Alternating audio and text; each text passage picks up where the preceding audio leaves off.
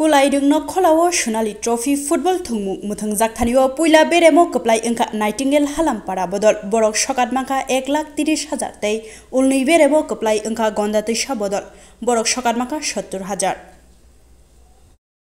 আমাদের tournament committee এবং সোনালী সংঘের পক্ষ থেকে উভয় দলের খেলোয়াড়দের সাপোর্টারদের অসংখ্য ধন্যবাদ জানাচ্ছি। এবং এই ধরনের খেলা কতটুকু সাম্প্রতিক প্রয়োজন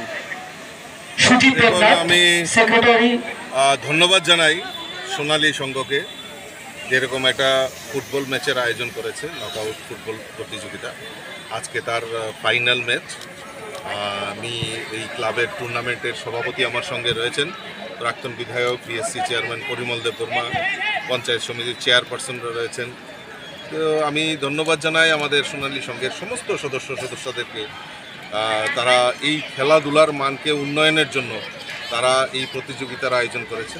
এই প্রতিযোগিতার মধ্যে যারা বিজয়ী হবেন তাদেরও যেরকম গুরুত্ব, যারা এই খেলায় অংশগ্রহণ করেছেন তাদেরও সেরকম গুরুত্ব রয়েছে। আমাদের সরকার, আমাদের ভারতবর্ষের দেশের যশস্বী প্রধানমন্ত্রী নরেন্দ্র মোদীজি প্রধানমন্ত্রী হওয়ার পর এই খেলাধুলার মানকে আরও উজ্জ্বল করা এবং খেলাধুলার প্রতিভাকে সারা বিশ্বের মধ্যে মানচিত্রে যাতে এই ভারতবর্ষের একটা সুবর্ণ রেখা তৈরি হয় তার জন্য মোদিজি চেষ্টা করছেন। এবং খেলো ইন্ডিয়ার মাধ্যমে, আপনারা জানেন যে খেলো ইন্ডিয়ার মাধ্যমে বিভিন্ন আর্থিকভাবে সহায়তা করা এবং খেলার পরিকাঠামোটাকে আরও বেশি দ্রুততার সঙ্গে উন্নয়ন করা, তার জন্য মোদিজি এই খেলো ইন্ডিয়া নামের একটা প্রজেক্ট খেলোয়াড়দেরকে উৎসাহিত করার জন্য নিয়েছেন। তার পাশাপাশি আমাদের রাজ্যের সরকারও এই খেলো ইন্ডিয়ার মাধ্যমে বিশেষ করে এই ফুটবলকে পাথেও ফুটবলটাকে প্রমোট করার জন্য ইতিমধ্যে আপনারা জানেন যে 6টি ডিস্ট্রিক্টে অলরেডি সিনথেটিক ফুটবল গ্রাউন্ড নির্মাণ করা হয়েছে এবং খেলাধুলার বিভিন্ন মানকে আরও পরিকাঠামোকে আরও ঢেলে সাজানোর জন্য বিভিন্ন পরিকল্পনার মাধ্যমে সেটা কাজ করছে।